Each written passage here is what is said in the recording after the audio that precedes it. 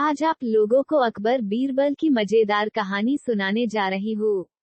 एक बार दिल्ली दरबार में सम्राट अकबर का एक दरबारी किसी शर्त पर बीरबल से हार गया। भरे दरबार में सबके सामने उसे नीचा देखना पड़ा। इस बात पर वह मन ही मन बहुत लज्जित हुआ और उसने अपने को बहुत अपमानित महसूस किया। उसने सोच लिया कि समय आने पर वह बीरबल से अपने अपमान का बदला अवश्य लेगा। कुछ दिनों के बाद यात्रा का बहाना कर उसने बादशाह से छुट्टी ली और अपना नाम पता बदलकर बहुरूपये के करतब सीखने लगा। बहुत जल्दी वह इस कला में दक्ष भी हो गया। जंगल के जानवरों से लेकर पशु पक्षी तथा स्त्री पुरुषों की नकल उतारते समय मालूम ना होता था कि यह सचमुच कोई दूसरा आदमी है। इस कला में माहिर होने के बाद जब वह दिल्ली लौटा तो तरह तरह के स्वांग रचकर लोगों को दिखाने लगा। धीरे धीरे सारे शहर में उसके अभिनय की प्रशंसा होने लगी। बादशाह के कानों में जब यह बात पहुंची तो उसका कमाल देखने की इच्छा प्रबल हुई। बादशाह ने उसे दरबार में बुलवाया और सारी जानकारी ली। बहरूपिया बोला, हुजूर, मैं शेर का अभिनय बहुत अच्छी तरह कर सकता हूँ, किंतु उसमें किसी का खून हो जाने की संभावना भी है। यदि आप एक खून की माफी दे दे तो मैं आपको अपना कमाल बखूबी दिखा सकता हूँ। ऐसे समय में आपके दीवान का भी वहाँ रहना जरूरी है।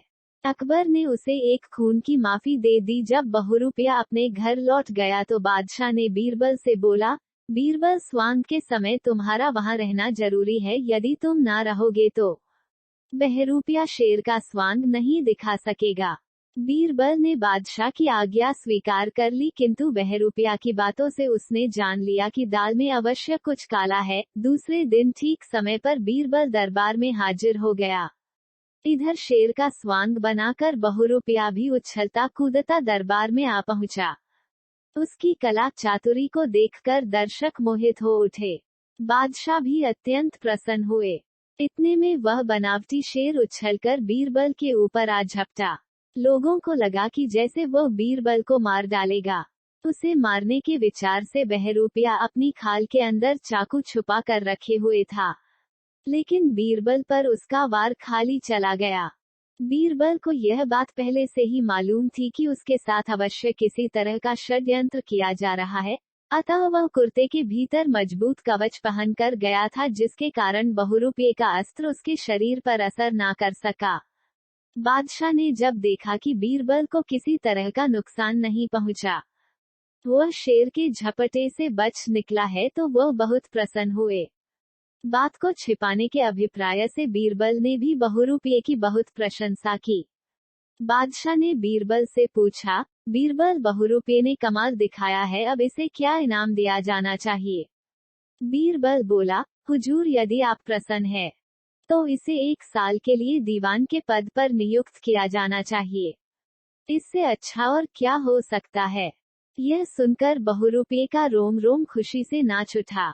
बादशाह ने बीरबल की बात मान ली, किंतु बीरबल ने एक शर्त रखी, यदि बहुरूपिया सती का स्वांग करके दिखाएं तभी उसे दीवान बनाया जाना चाहिए।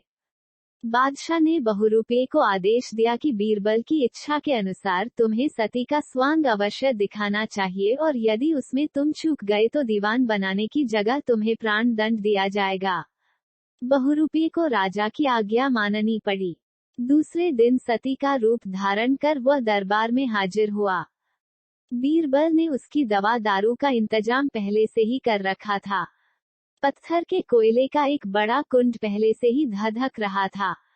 देखते ही बहुरूपिये के होश ठिकाने आ गए। उसने समझ लिया कि बीरबल ने बदला लेने के लिए यह खुराफात खड़ी की है, और अब इससे बचकर निकलना मुश्किल ही नहीं, असंभव भी है। बिना अग्नि प्रवेश किए यह स्वांग नहीं दिखाया जा सकता, और जहां कुंड में गिरा वहीं प्राणों के निकलते देर न लगेगी। यह देखकर उसका मन डामाडोल हो गया।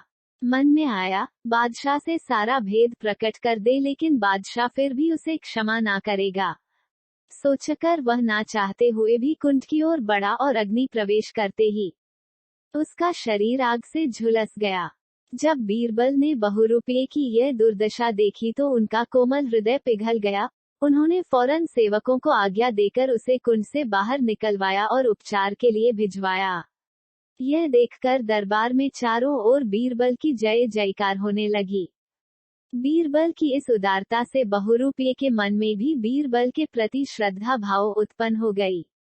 इधर बीरबल ने जब प्रमाण देकर बादशाह को बहुरूपिये का सारा भेद बताया तो बीरबल की प्रशंसा करते हुए बादशाह ने खुदा का शुक्र किया।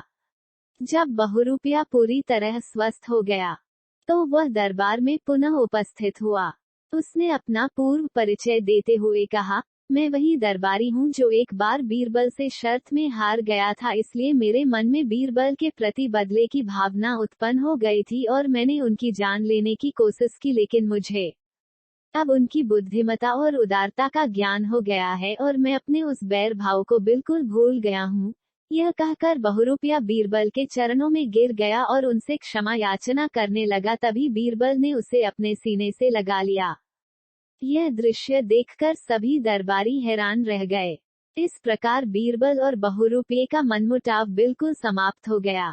तो दोस्तों, ऐसे ही बुद्धिमत्ता और उदार भावना रखने से आपके बारे में बुरा सोचने वाले भी आपके मित्र बन जाते हैं। ऐसी ही मजेदार कहानी सुनने के लिए चैनल को सब्सक्राइब कर ले।